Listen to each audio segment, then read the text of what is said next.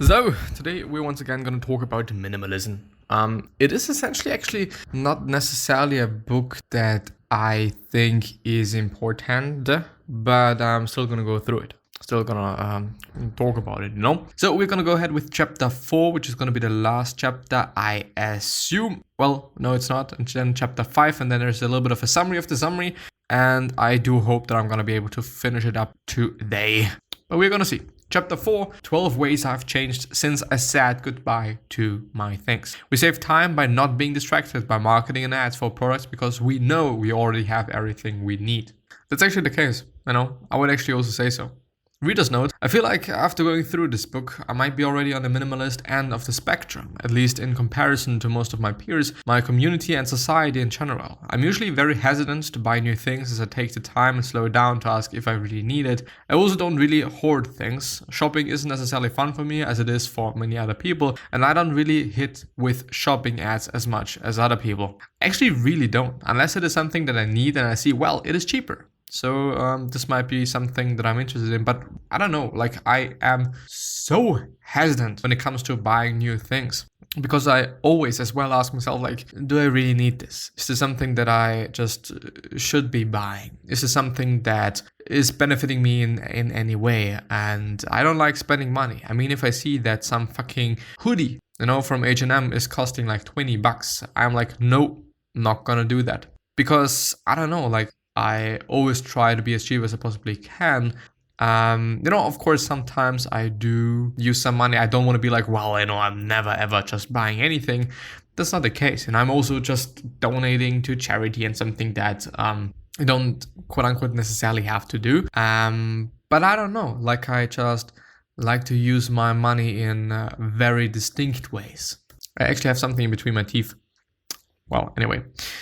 The qualities he looks for and things when he buys are: the item has a minimalist type of shape and easy to clean, which, by the way, I think is actually a very good idea to also have some values and or categories and or things that these items that you're willing to buy have to be or have to just fit in so that you can actually then buy them or say well, I actually don't need that because it is a shitty product or because of whatever. Its color isn't too loud. You'll be able to use it for a long time. It has a simple structure. It's lightweight and compact, and it has multiple uses. I think it makes sense, as I said, but I wouldn't necessarily say that these are the best ones, even though the sixth and last one, it has multiple uses, I think is a very good one because it makes sense. Why should you buy something that is only able to do one thing if you could also buy something that is everything that you quite need? But yeah, spending less time doing chores and cleaning, packing and moving can be very quick and easy. Less time spent looking for missing items. Quality time, not quality objects, leads to happiness. Yes, totally the case. Fucking focus on that. Finding time to relax is the ultimate luxury. Science has proven that relaxed intervals are necessary for us. Yes, totally the case. Less possessions mean you have more time to relax and pursue happiness. And the last one is you'll enjoy life more, which are the benefits of being a minimalist, even though I would also say that nowadays it is pretty trendy to say so. And then already something that I would not kind of call myself. Yeah. Reader's note, it seems like the main idea of this book is that the less you own, the less you focus on the material things, or the less you own, the less you focus on the material things that you think will make you happy. This will lead to less stress, more time for relaxation, and more time to be happy and enjoy life. Minimalism and decluttering your life seems to also declutter and clear your mind, thus making you happier, which is something that I've also seen in my life. Having a more tidied up room does indeed help with being happier. I would say 100%.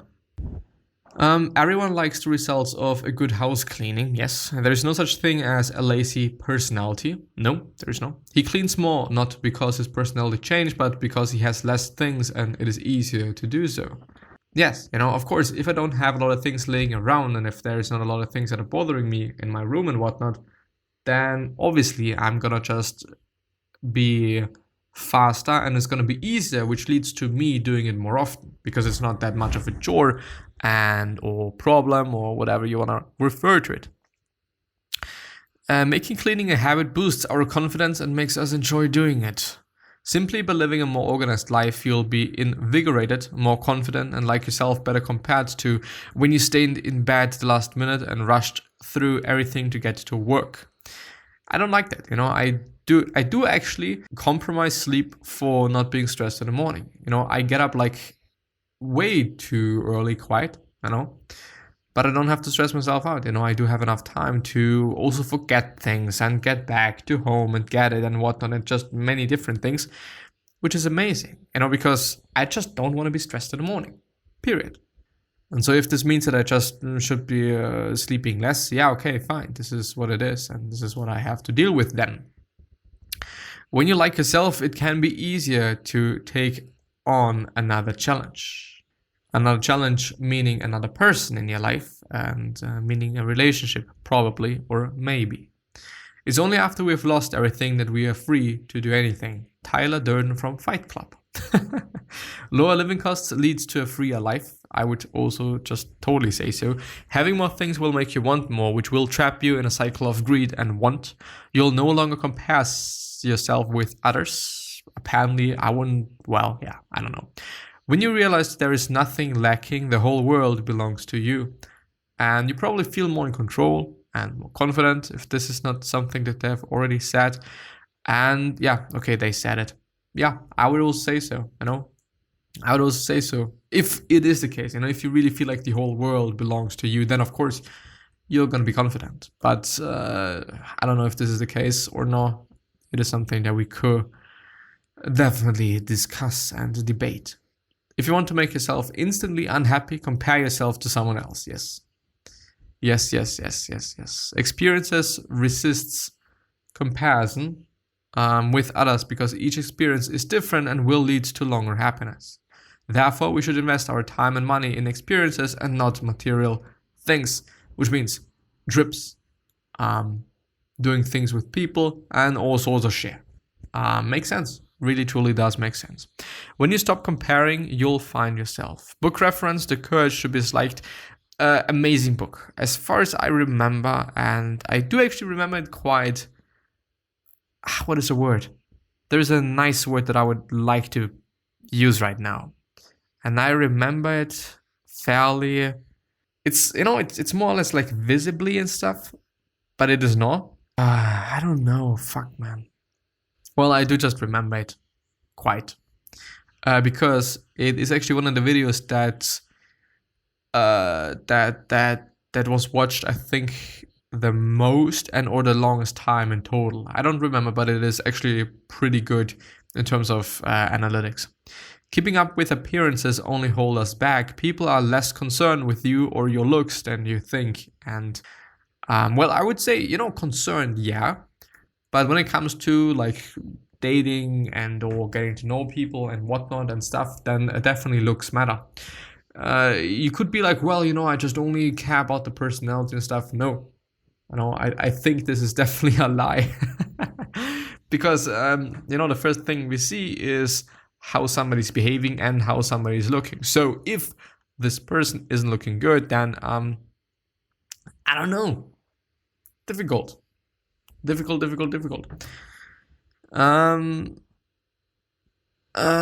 see. Minimalists can take risks. Yeah. Disorganized work areas become a silent to-do list and clutter our minds from focusing on what is important.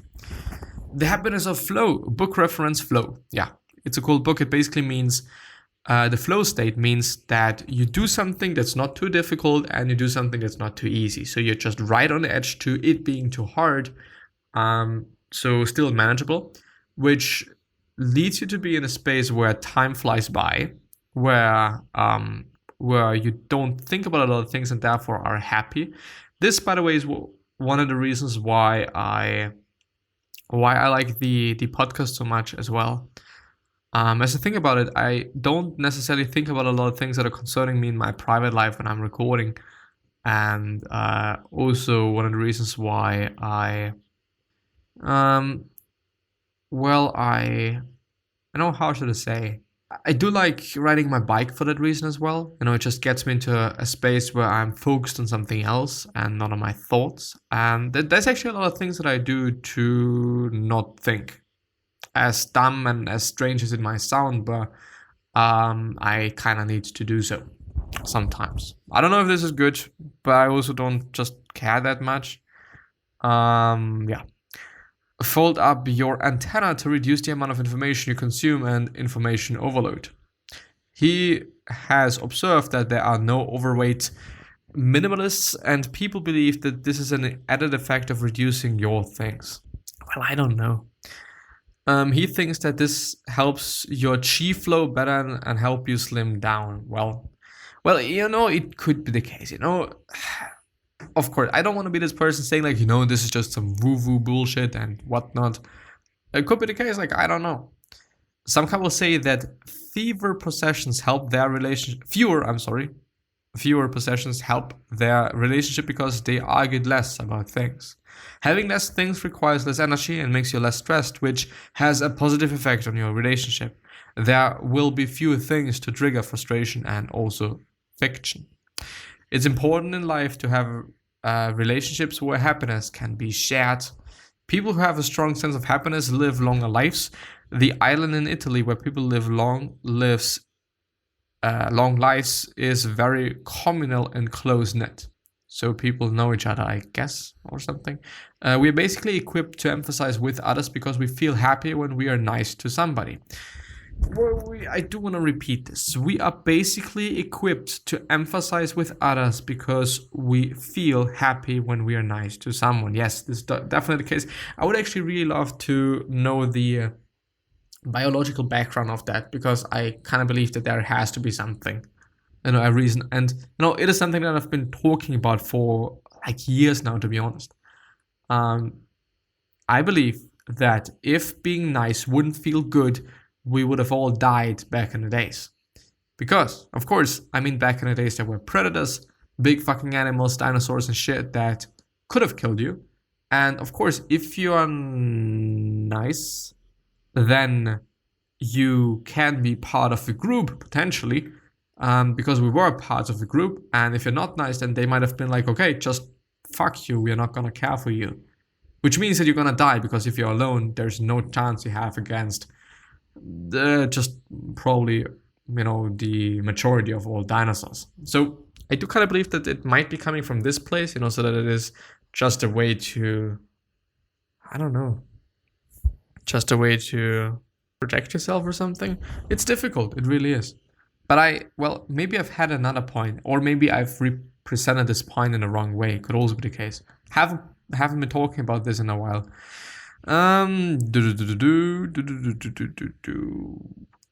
Because we are social animals that live in packs, we are programmed to share happiness when we do something for someone. Well, in general, when you have less things, you'll have more energy to focus into your interpersonal relationships, which leads to happiness from better connections. Shifting your mindset from needing to hoard things to buying it when you need it will also help you from worrying less about the future. Worrying about the future is like dreading over the dishes you will wash in the future. Gratitude becomes easier and more possible when you have less things to appreciate and be grateful for. Yeah, definitely. I would say definitely. Chapter 5, which is the last chapter, feeling happy instead of becoming happy. Our environment only accounts for 10% of our happiness. This is because we naturally get used to things no matter what our circumstances.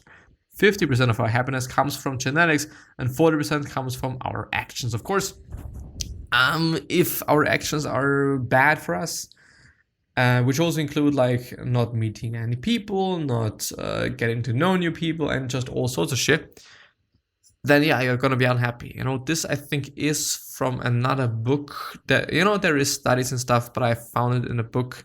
Might have been actually 10% happier by, I don't remember. Could have been the case. I don't know. I kind of doubt that, but I've actually, I think, read it in 2 books or something, maybe even 3. So I don't know, and I really have to take a piss. But we are anyway going to go through the main ideas and themes of the book. which is going to be the last section of the summary, and therefore then also going to be the end of this episode. Benefits of minimalism. Feeling of contentment, not having a need for more material and superfluous things.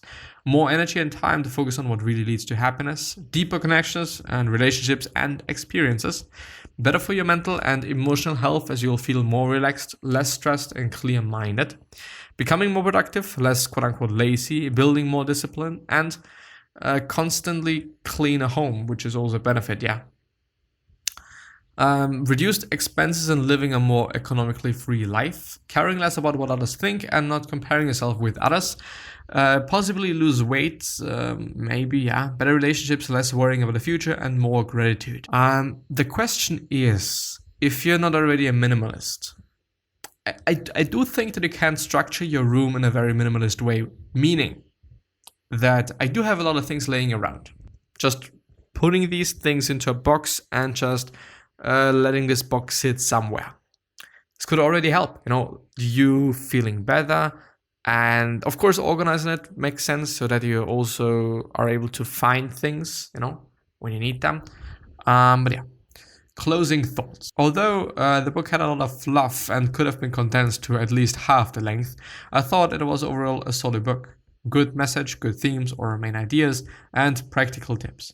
In fact, I decided to take action right away while I was gaining motivation to minimize my own things and ended up cleaning out my room. I just have got rid of a third of my things, most of which were just useless clutter. I even went through what was most difficult to sort or discard, which was my pile of sentimental memorabilia items. These are always hardest to get rid of, but I used my own takeaway to help me part with them. Okay. I think one of the life lessons I learned from reading this book is that sometimes you just need a good book on minimizing, organizing, sorting, tidying to get rid of all of your things. I know I had my first major exodus of things after reading Marie Kondo's book, The Art of Tidying Up Your Room, or what it is called, right before I moved into a new apartment, which really helped. This one also helped me sort through, reorganize, and get rid of a lot of things that were taking up physical and mental space for me. One takeaway and putting things into practice. My one takeaway is the thing I used when I was sorting through some of the harder things to get rid of, like all of these small little pieces of memorabilia I've collected over the years or the gifts I've gotten from others. Remember that discarding memorabilia is not the same as discarding memories, which is also part of the summary. Yeah. Some things I discarded were old Christmas or birthday or missed celebrations that I kept because it was convenient and to preserve the thoughtful intentions someone had for me when they gave it. But I had to remember that even if I discard the object, it doesn't take away the experience, the memory, the feelings of gratitude, or the generosity of the other person. The relationship and what that gift represented is still there. The object played its role in conveying the feelings of the other person, and I should treasure what it did to me and how it affected me.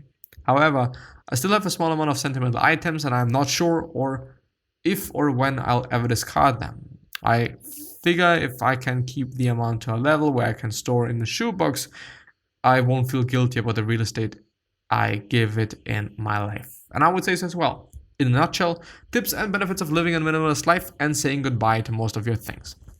So yeah, pretty interesting book, even though it started out to be not necessarily something that I want to go through. I do think it's kind of been worth it. And I do also hope that it might help somebody of you. I think I am going to record another episode after I've taken a piss, and maybe it's going to be about happiness indeed. Something that I actually struggled with in the past few weeks, I would say, from time to time. And yeah. Anyway, I wish you the best health, of happiness, and all success, and also hope that you're going to remind yourself you're going to be remembered, which basically means your legacy, and basically means just being a nice person, and then being remembered as a nice person, which is a pretty fucking cool thing. 3 other questions that I'm having for you are: why are you here? What are you trying to change, and what is bothering you the most? These 3 questions are hopefully going to show you your purpose, and maybe even a business idea, which is a pretty fucking cool thing. And I actually do have quite a lot of things to do today.